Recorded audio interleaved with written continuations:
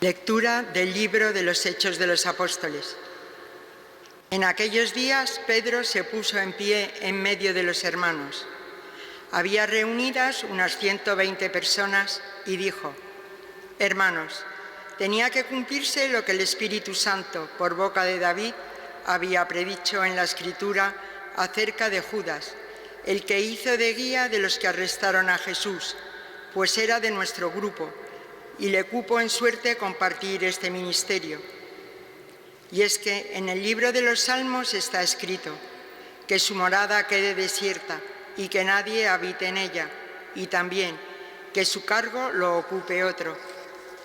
Es necesario, por tanto, que uno de los que nos acompañaron todo el tiempo en que convivió con nosotros el Señor Jesús, comenzando en el bautismo de Juan hasta el día que nos fue quitado y llevado al cielo, se asocia a nosotros como testigo de su resurrección. Propusieron dos: José, llamado Barsabá, de sobrenombre Justo, y Matías, y rezando dijeron: Señor, tú que penetras el corazón de todos, muéstranos a cuál de los dos has elegido para que ocupe el puesto de este ministerio y apostolado, del que ha prevaricado Judas para marcharse a su propio puesto. Le repartieron suertes, le tocó a Matías y lo asociaron a los 11 apóstoles. Palabra de Dios. Te alabamos, Señor. El Señor lo sentó con los príncipes de su pueblo. El Señor lo sentó con los príncipes de su pueblo.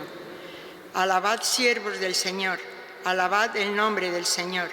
Bendito sea el nombre del Señor, ahora y por siempre. El Señor lo sentó con los príncipes de su pueblo. De la salida del sol hasta su ocaso, alabado sea el nombre del Señor.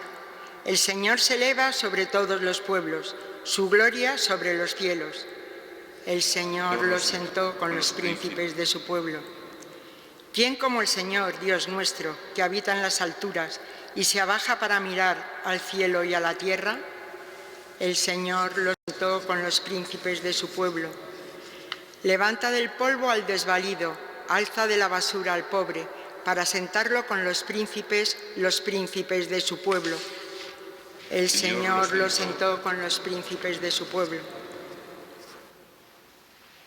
Aleluya, aleluya, aleluya.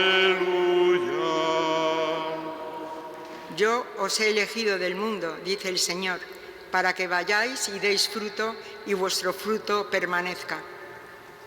Aleluya, aleluya, aleluya.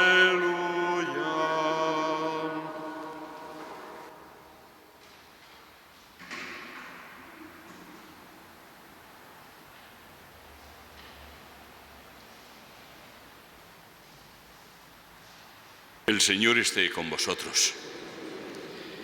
Lectura del Santo Evangelio según San Juan.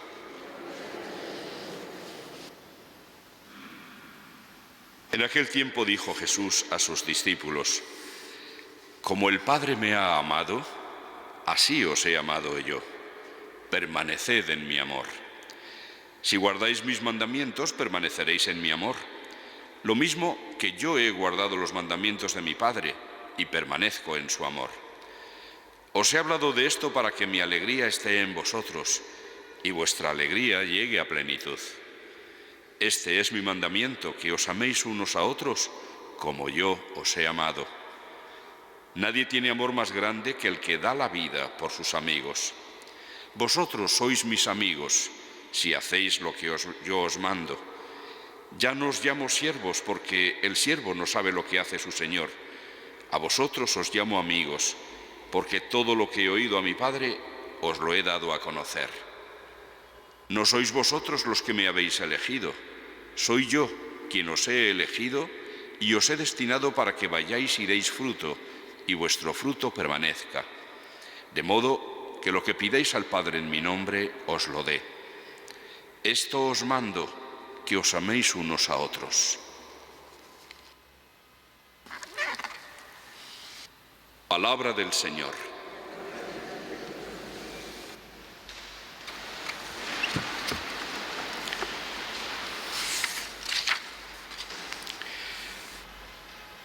Llama la atención dos cosas en el relato de los Hechos, en el que, como hemos escuchado, Pedro se levanta y pide a todos que se pongan a hacer algo importante, completar el número de los 12, ya que Judas había fallado y, como sabemos, se había ahorcado.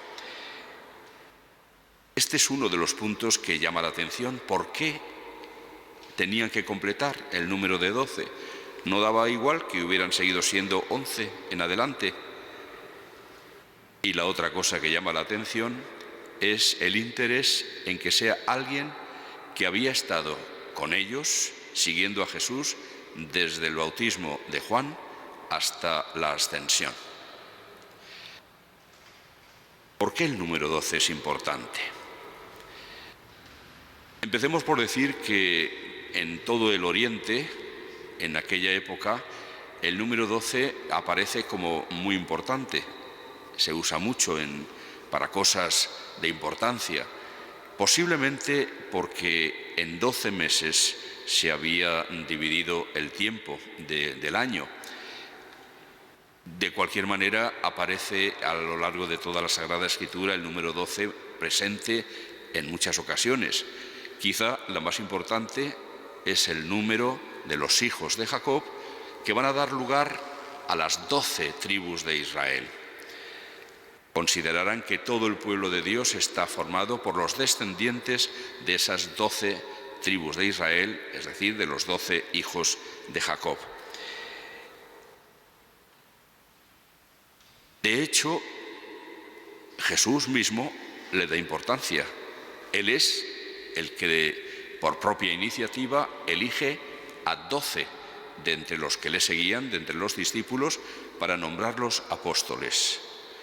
Y a ese número le sigue dando importancia en algunos momentos. Por ejemplo, en el Evangelio de San Mateo aparece una predicción de Jesús cuando les dice: cuando el Hijo del Hombre se siente en su trono de gloria, también vosotros os sentaréis en 12 tronos para juzgar a las 12 tribus de Israel.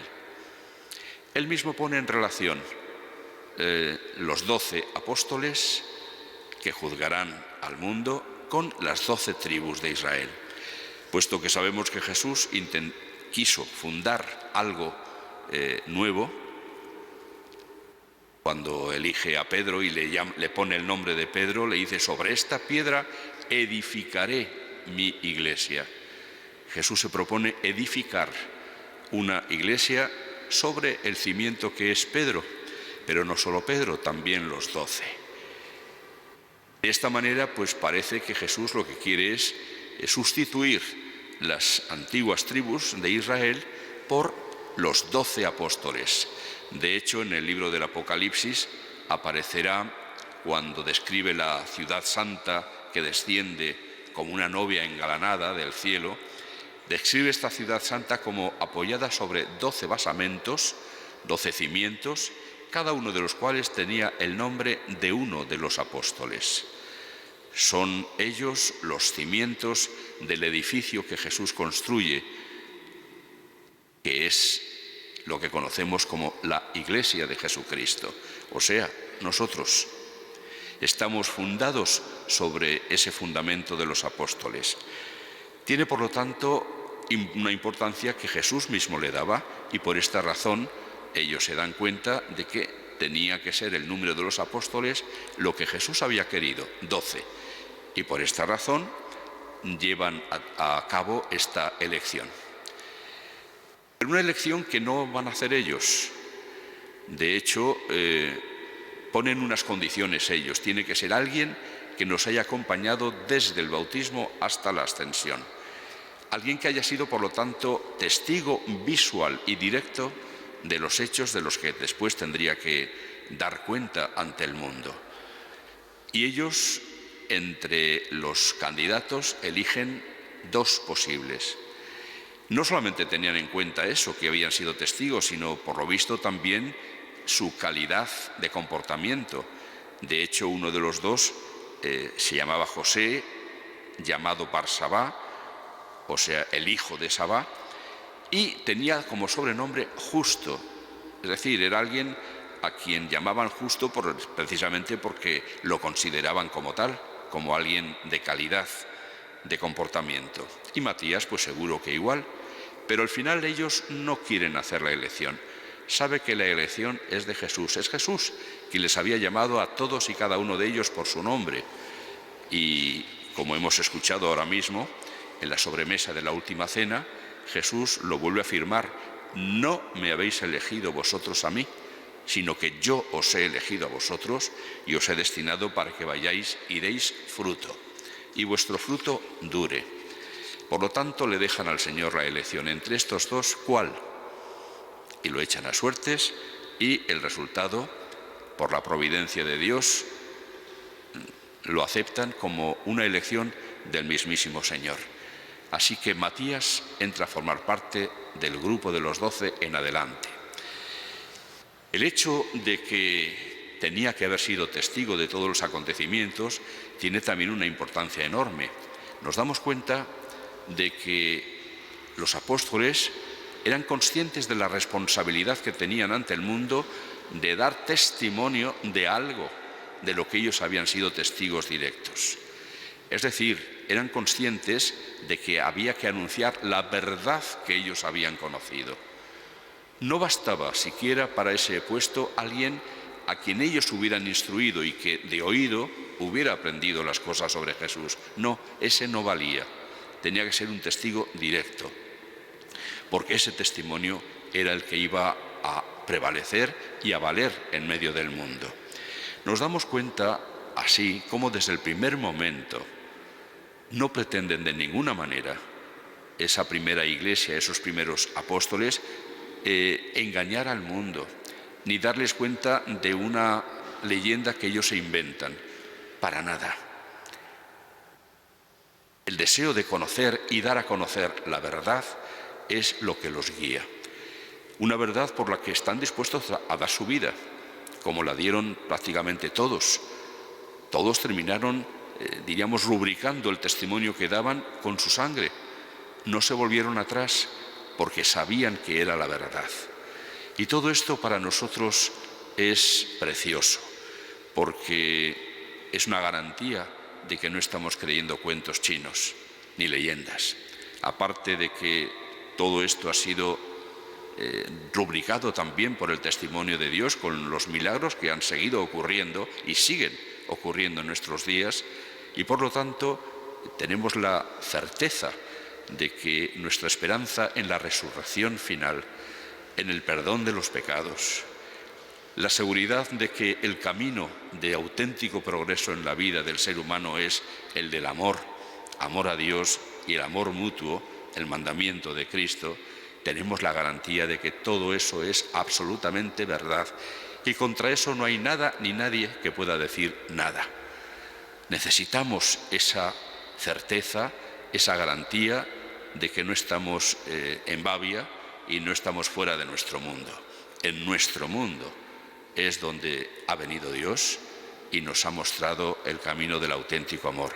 Es en nuestro mundo donde Cristo ha estado actuando, mostrándonos el amor del Padre, y ahora quiere que seamos nosotros quienes, unidos o apoyados en el testimonio de los que fueron las columnas de la Iglesia, los que fueron los auténticos testigos directos, también podamos atestiguarlo.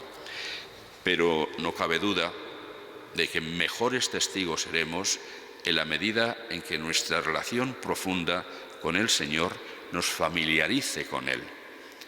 Si no tenemos una experiencia grande de nuestra relación con Dios, difícilmente vamos a ser testigos convencidos. Quizá sí tendremos una aceptación intelectual de estas verdades, pero a lo mejor no influyen suficientemente en nuestra vida. Y si no estamos en unión de lo que hacemos con lo que decimos creer, nuestro testimonio tendrá poca fuerza. Por eso el testimonio que realmente convertía a las gentes ha sido el de los santos, en el que no veían una dicotomía, por un lado lo que decían, lo que enseñaban, y por otro lado lo que vivían, que estaba muy lejos de ello.